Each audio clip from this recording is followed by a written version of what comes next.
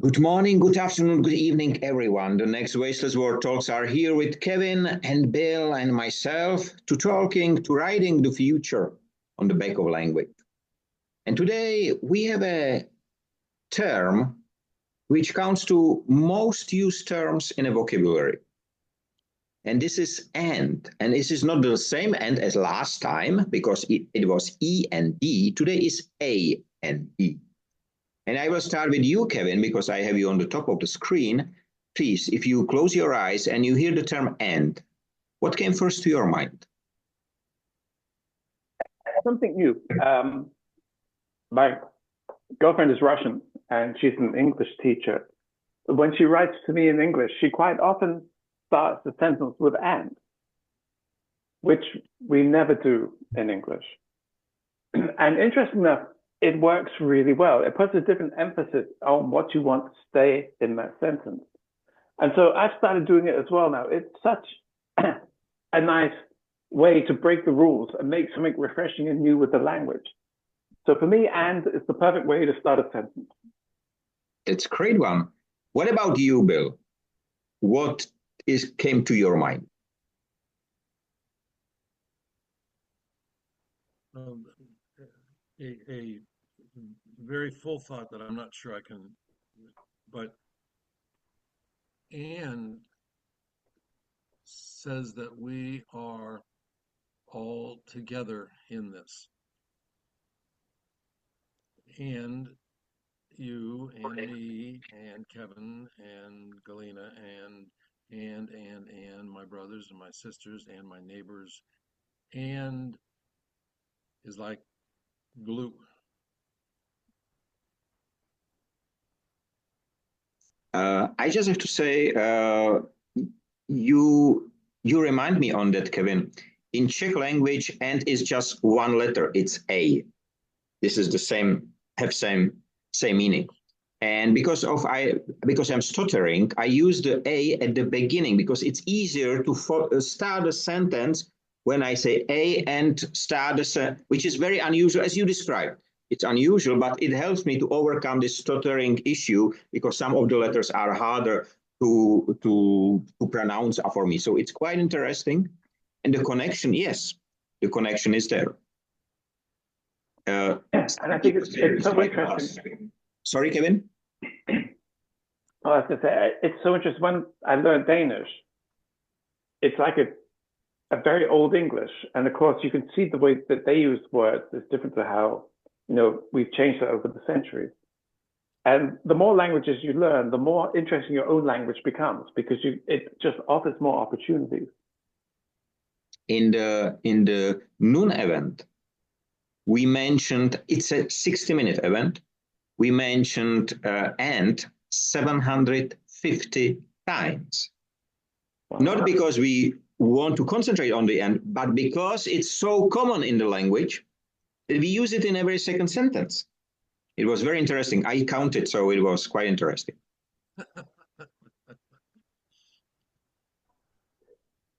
But one interesting idea. Have you ever tried to read and reverse? DNA.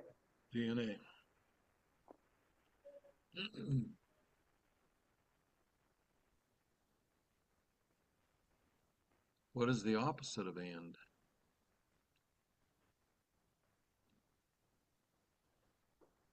Separate? Yeah, that's interesting. Is it without?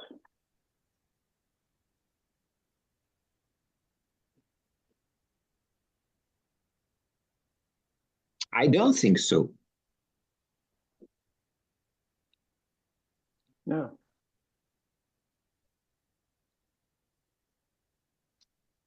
That's an interesting question. We came to it was a very interesting discussion. Just I have to say that LinkedIn will probably change the rules and there will be no audio events anymore. From December.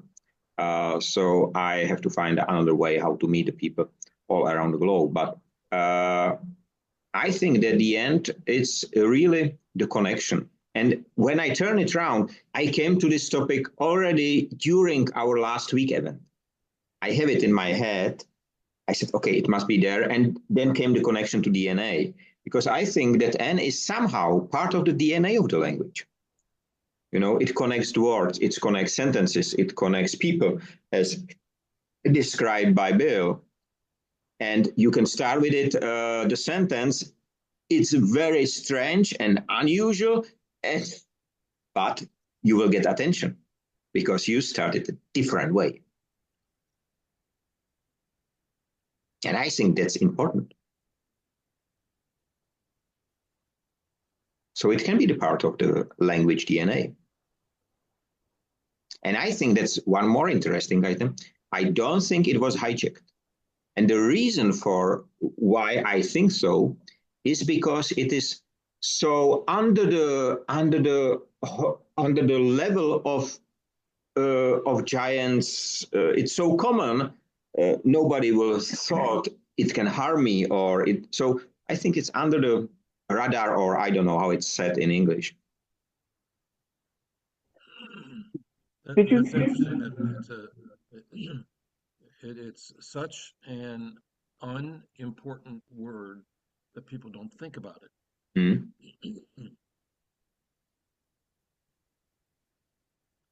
Did you hear talking about DNA rather than and hijacking, that there was an attempt by some corporation to start copyrighting DNA. So as scientists started to unravel our DNA, human DNA, this company was going to copyright it so that they owned our DNA. And then academics all around the world put their research out into public domain, so it was impossible to copyright our DNA. Otherwise, every drug, I'm pretty sure, would go up in price if it was developed using DNA.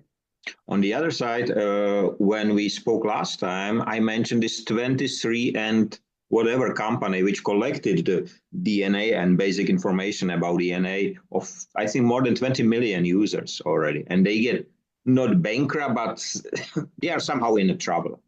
So they will be probably sold with that is 20 million DNA information. Have you ever read the book, The Double Helix? It's the story of the discovery of DNA. It's an incredible book. It's written, I think it's written by Francis Crick, one of the discoverers of DNA. If ever you're on have a few spare hours, it's a wonderful book to read. That's called The Double Helix. Yeah.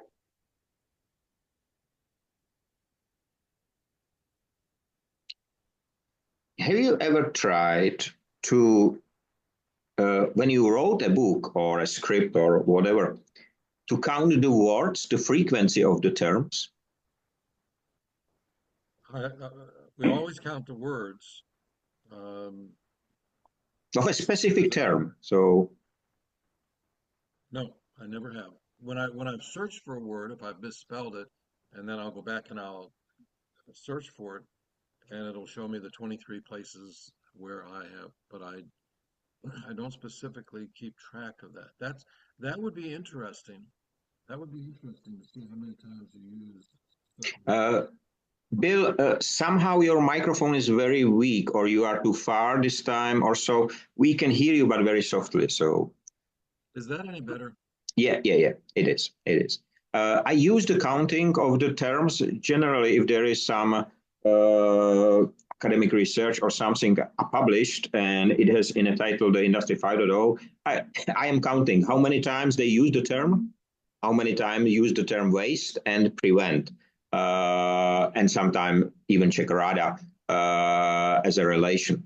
But it's quite interesting that the scientists are able to put in 10 pages, 250 times the term Industry 5.0, and not a single time the terms waste or prevention. Not speaking about my name, that's not so important, but quite interesting. I'm very surprised at that. I found that on my computer, I can see that the E, the R, and the space bar are almost worn through.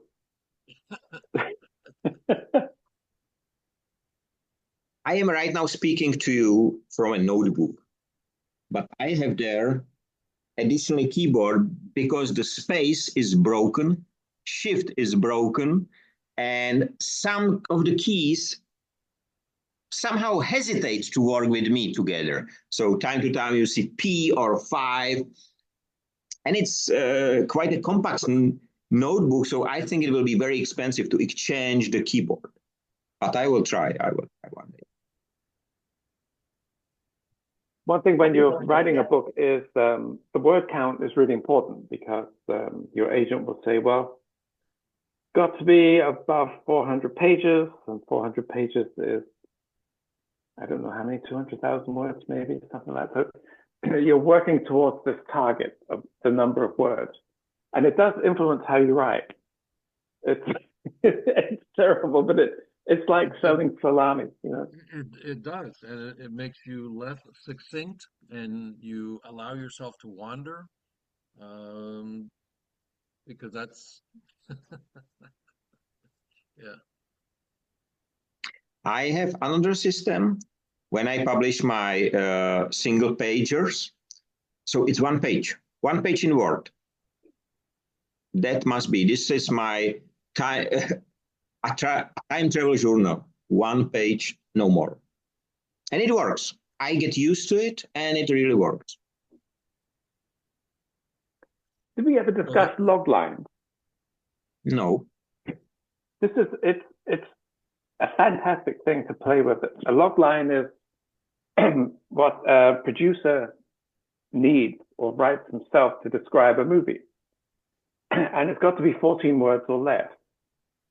So you've got 14 words to describe a whole movie, which is quite a complicated thing to describe. And so to try and practice really precise writing, it's really interesting. Think of your favorite film, describe that in 14 words. It's just the most wonderful discipline if you can crack it. We'll try. Well, we have something similar, an elevator speech. So you have to tell a stranger what is the essence of your work or of your person in the amount of time it takes to go from one floor to the next in an elevator. So I've not translated that to a number of seconds, but it's just measured in seconds, not in minutes. There is a Japanese presentation concept called pecha-kucha, and it has 20 slides, each slide 20 seconds. And that's all. You cannot go over, you cannot have less. It must be 20 slides with 20 seconds. That would be a good discipline. Mm-hmm. I made one presentation for pecha-kucha. It was really strange. It was really strange. It was interesting. I don't think, because the Japanese language structure is different than the European or the other. So, and I made it in Czech. But it's workable, but it's hard. I think the best presentation I ever saw in my career was two Japanese women working for Kyocera, and they were presenting next year's product. And that was fantastic. They were just brilliant at presenting. I don't know if it's in their culture or whatever it was, but they really did a good job. I once had a speaking coach, and we gave presentations, and then he would comment on them and make suggestions. And when I started, I was great with bullet points. I just love bullet points. And what happens is that you end up reading your presentation, right, from what's on the screen. He said, what I want you to do is to give a presentation next week and have one slide, no words. Good luck. And that was phenomenal. I loved it. I was so into that one because I had to speak from the heart. I had to know it so well, and so lots of different approaches to that, and I keep going back to the word "and" because I started giving presentations this way, and then I evolved, and then I tried something a little bit different that I added to it. So it's like the story of my life in a lot of ways because it progresses and it adds to, and I am today what I was yesterday and a few points and a little bit different understanding. Uh, So I love the word "and." does it mean that "and" is like a building stone where you put more on it? You expand. But have you seen it in a connection to degrowth, to have more, to have less, sorry, to have less instead of more? It's not more. I'm trying to get myself out of the habit of thinking about more, and more means better. And I'm trying to get into the mode that growth does not have to be more. Growth can be less. I call this And logistic paradoxes. I collect them, uh, and it's logistic what? paradox, and it's great to explain because if you say exactly, I have one sentence in my presentation which says more is less, and the people are completely lost. They don't understand. Then I explain it that if you have a truck, you are the owner of the truck, you run for your client, and you know that the truck is all the time half loaded. And you propose to your client, let's load it full. Why should I, as a truck operator, do it? And I said, okay, you may increase the charge for your truck for 50%. But which means the client, if you explain it correctly, will not pay for 2 trucks, but only 1.5. And you can use the spare trucks to do another business. And that's immediately the logistician understand what I mean. And there are some more of these logistic paradoxes, which I collected and created sometime and so on. It's quite interesting. Actually, I was just wondering, is "but" interchangeable with "and"? But Yeah. but is such a negative word. So if you're having a conversation with somebody and you say, and also this point, then they're very likely to go along with you. But if you say this point, but it's a very negative way. You're putting a roadblock on that conversation. So I try very hard not to use the word "but" because it's a wall. Is it the But a same? lot of people do that. A lot of people do that. A lot of people can always find the reason why what you're saying either is not true or is not always true or doesn't, they're just very good at throwing up roadblocks on conversations. And that makes me just want to pack my bag and go home. I don't need a conversation like that. That's true. I mean, if someone, if you're presenting a piece of work and someone would say, "I like it," and it's going to be constructive. "I like it, but," then the opposite is coming. And I'm just now projecting it in Czech language, and it is the same rule generally, or very similar rule. Why in English cannot or should not start a sentence with "and"? Is there any reason for that? Oh, don't raise your eyebrows at me. The word "and" is a wasted word, and in fact, it's a misleading word because to me, and this is just opinion, Michael, to me, this sentence should stand by itself.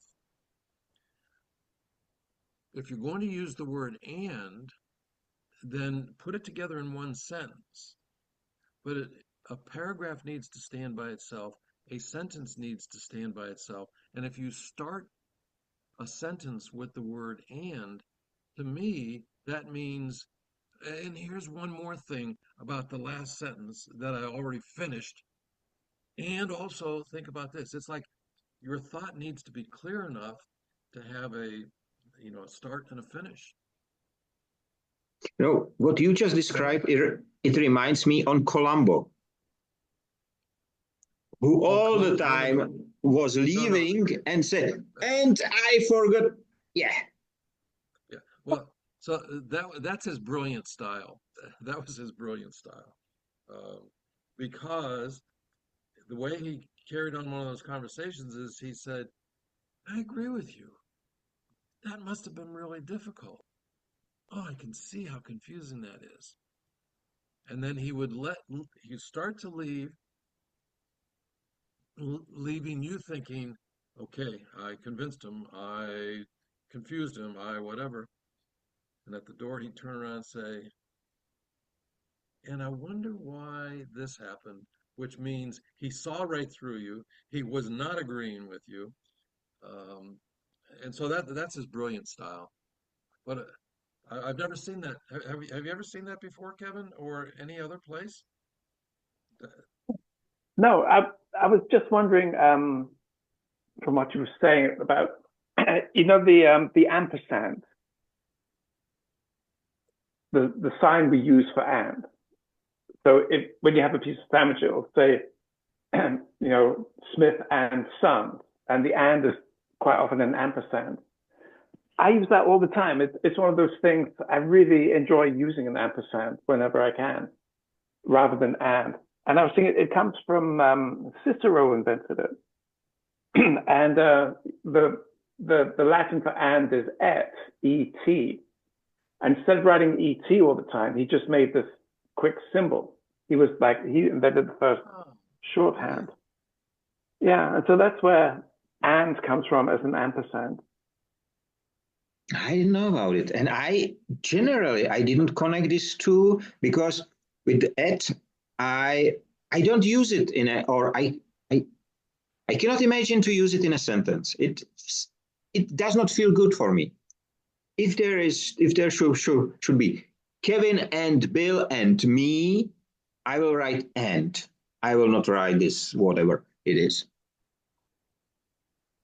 I have difficulty writing an ampersand.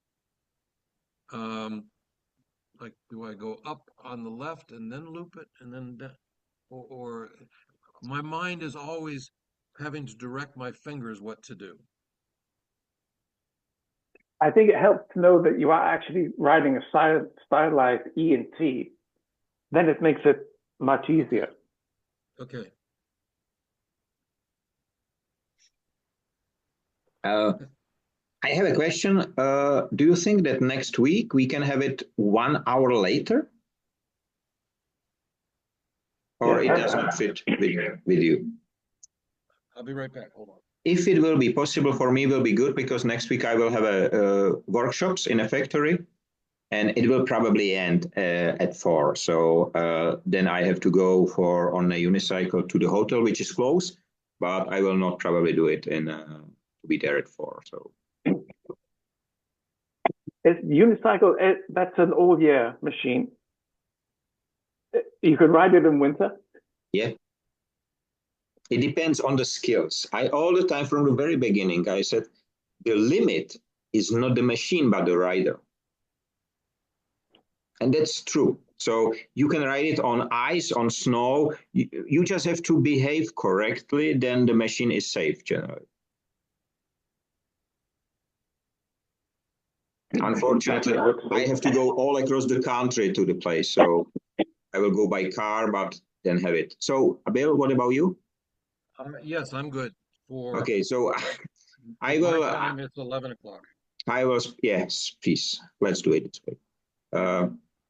Okay, so we started to talk about and it was interesting, but it looks like that there is not too much to discuss with it. Or is it? No, it's a difficult word. Because last time we spoke about E and D, which seems to be hard and difficult, and at the end it was fun. And just now it's so easy, but it's not so fun. It's crazy. Why it is so? I think it's because it isn't an object in itself. An end is a thing. It's an event. It's a happening. It's like in advertising, if you have to write about insurance or banking, it's difficult and it's uninteresting because it's invisible. Whereas if you have a car or you have some great product, then there's so much more you can build around that. And I think it's exactly the same. And isn't an object. It isn't a thing. That's interesting. That's interesting. To me, it's a weighty. It has a lot of weight to it, and because of what I think my first reaction to the word that I told you, is that if and does not exist, then togetherness does not exist. And even multiple thoughts do not exist. There's always something else or somebody else that needs to be included in this thought. And that's why we have the word and, to include some more of these thoughts or some more friends. There's never enough friends. There's never enough thoughts. And that's why we have the word and. Interestingly, and could be one of the few words we've looked at which doesn't exist in nature. What about trees in a forest? If you put enough trees together, you have a forest. So maybe it does exist. The question, I will come with Czech proverb. I will try to translate. I don't know if you have the same or similar. You cannot see the forest because of the trees. You can't see the forest for the trees, right? Right. And that's So maybe exactly as your combination of your thoughts came this proverb to my mind. Because it's so common that nobody really pay attention. To be honest, in the noon discussion, the very big change was when I said, okay, read it reverse. And then we came to the conclusion it's DNA and so on. And it was very, very interesting discussion, which, resonates quite well. So I think it's an important word. And I think that different words have different purposes. Some purposes are to spur discussion and conversation, right? Especially hijacked words or words that have changed over time. Their purpose in life is to get us to think. The word and is a very functional word, and that is to bring people or thoughts together. Actually, another interesting thing about and is it can be a question. Yes, yes. And yeah. Yeah. And I remember that one from school. And the teacher always had a really tired look. right. When the teacher wants you to dig deeper, to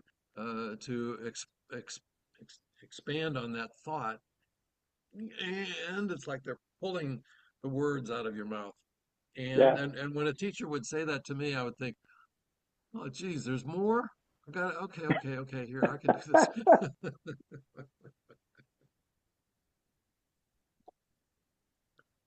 Can you imagine the language without end? No. No, we would make up a different word.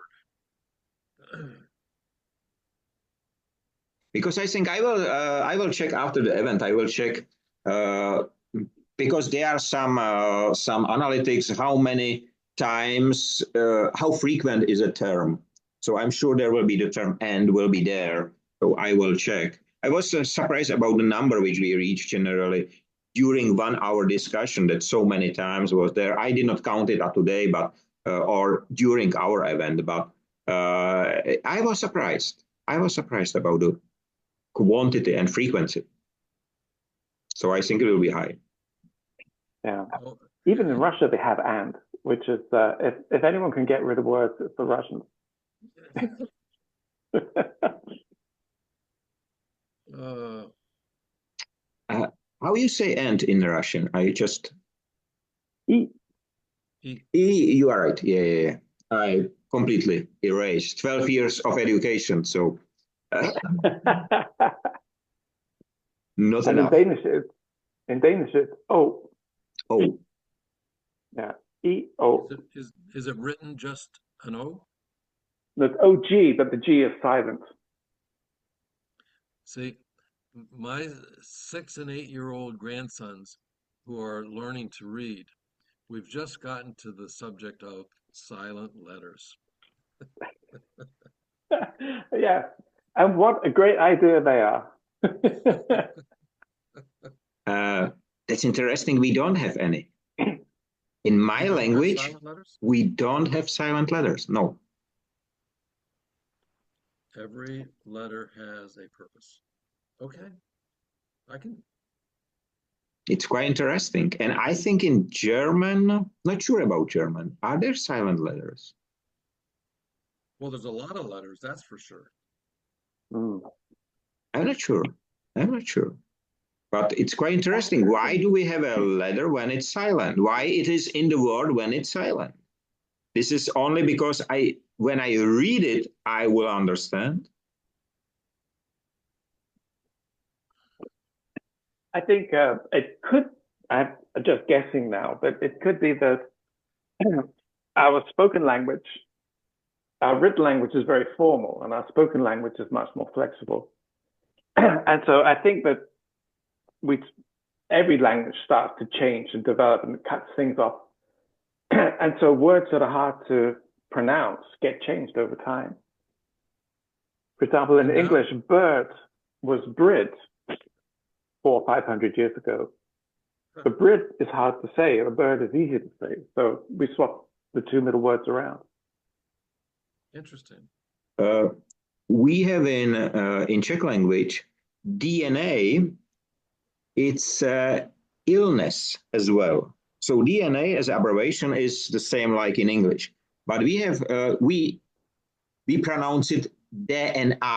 But there is a term which is called dna, which are the same 3 letters, and this is a very serious illness from the Middle Ages. It's somehow connected with stomach and whatever. It was very serious at the time. So it's dna. And it's exactly the same term. 3 letters. Just we are in a great evolution right now. Probably all the different languages, and that's because of this thing. And texting, right? And I don't write the word BEFORE before. I don't write that word. I write a B and the number 4, and it's a matter of expediency. Um, and the guy, my son-in-law that I work with, and we're all the time either on chat or on texting about some customers are asking this or whatever back and forth, and we've got our own language, and it's an abbreviated language. We leave out any letters we can, um, and so in 100 years from now, they're going to look back at the way we wrote or spoke the different words, and it's going to be laughable. If you speak about it, how many numbers, phone numbers, do you remember today? None. No. None. My I own. remember my own.